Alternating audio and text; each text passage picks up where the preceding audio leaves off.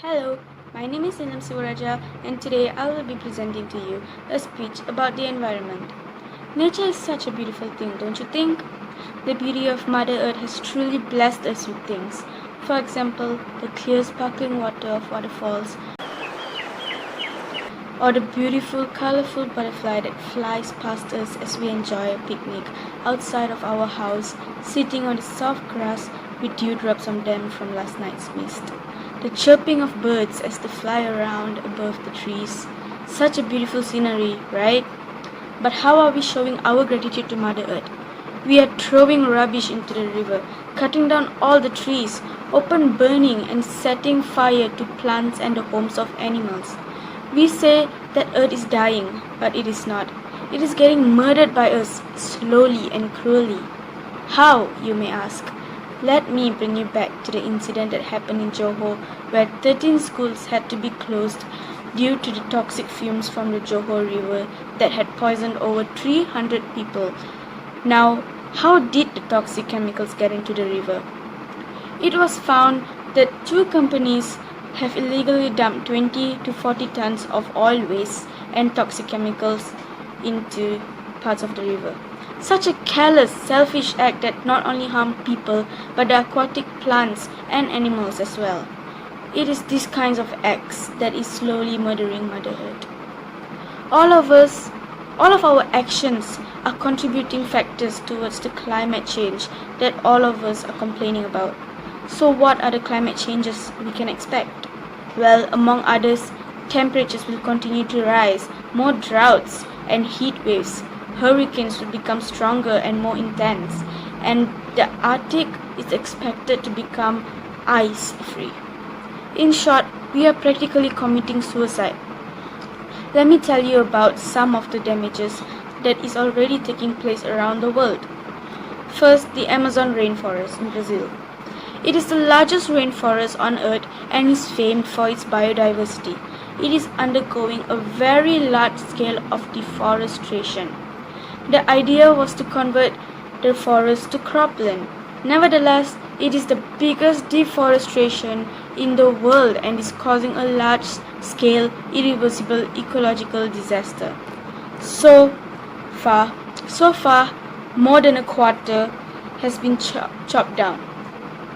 Next, let's talk about the Great Barrier Reef in Australia. The Great Barrier Reef is the world's largest coral reef and it is the largest living thing on Earth with a 2,300 km long ecosystem comprising of reef and hundreds of islands made of hard and soft coral. It is home to countless species of fish, starfish, sharks, and many more living things. In 2016, half of the Great Barrier Reef was pronounced dead as it got cooked in damaging heat wave.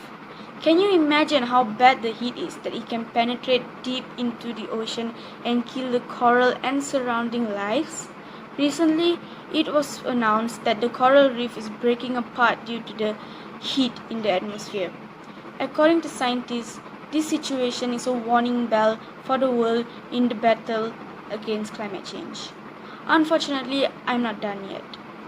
Let me talk to you about Mount Everest in the Himalayas. Mount Everest is the highest peak on Earth. Scientists warn that climate change causes glaciers to melt at an alarming rate, which will lead to lakes swelling and overflowing, sending torrents of water, mud, and rocks hurtling downstream. This could wipe out roads and entire villages in its part in Nepal. Another major example of the damages occurring around the world is the Australia bushfires that started in June 2019 and ended in May 2020. These fires lasted for almost a whole year. Now it has been reported that the bushfires were caused by natural phenomena and human activities. Though one of the natural phenomena that was stated was only known to be natural because of human activities, such as the change in climate. The climate change caused by our human activities were a major contribution to the spreading of the fires. Open burning and arson also played a major role in the burning of the forests. About 46 million acres of land was destroyed, including forests, buildings, and homes.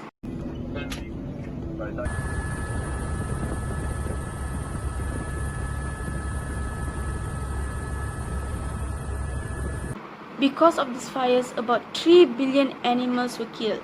3 billion! These are only a few examples out there. The list could go on to millions of damages that we have brought upon our environment. Many lives and homes lost. Many animals going extinct. Many humans meeting death. If these examples are not enough to motivate us to change, then what will? We are highly responsible for the damages caused, and if this isn't enough proof that there is also the COVID-19 pandemic that we have been going through these past few months, and how it has helped us and our environment since most of the world has been on lockdown. The earth has now built a brighter sky and cleaner air due to the reduction in the use of transportation, industries, and power stations. Before COVID-19, those were the major sources that were responsible for the release of pollutants that causes air pollution such as carbon dioxide and nitrogen dioxide. Pollution has reduced to about 30% in countries such as Italy, Spain, and the US. It has also reduced greatly in China. As we know, China is the epicenter of air pollutant emissions. The change in climate for them would impact the air quality globally. Thanks to the social distancing and the lockdown, the air in China has improved a great deal, which has greatly impacted the whole world as well. Water pollution, especially at beaches, have also reduced in a great amount. Beaches are known to be one of the most visited sites of tourists and essential service for recreation.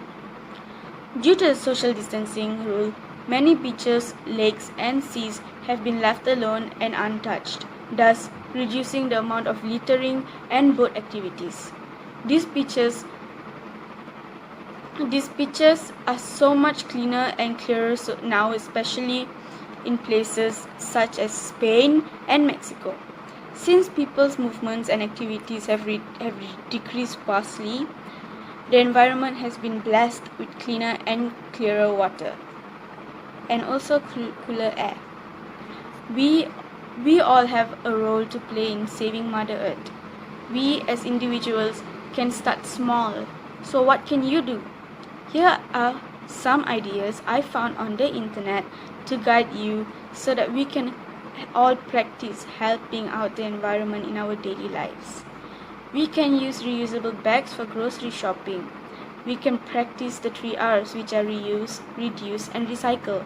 We can use reusable beverage containers. We can save electricity and save water. These are just some of my practices. I believe if each and every one of us has similar consciousness to the damages Mother Earth is going through, we would be able to contribute a small scale towards a better environment. That is all from me. Thank you.